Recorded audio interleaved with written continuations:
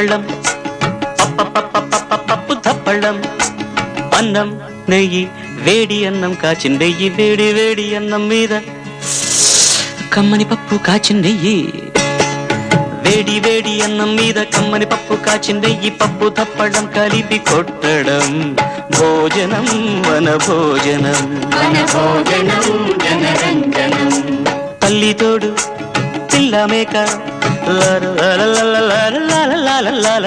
తల్లి తోడు పిల్ల మేక ఆలు మగలు అత్త కోడలు బాసు బంటూ ఒకటేనంటూ కలవడం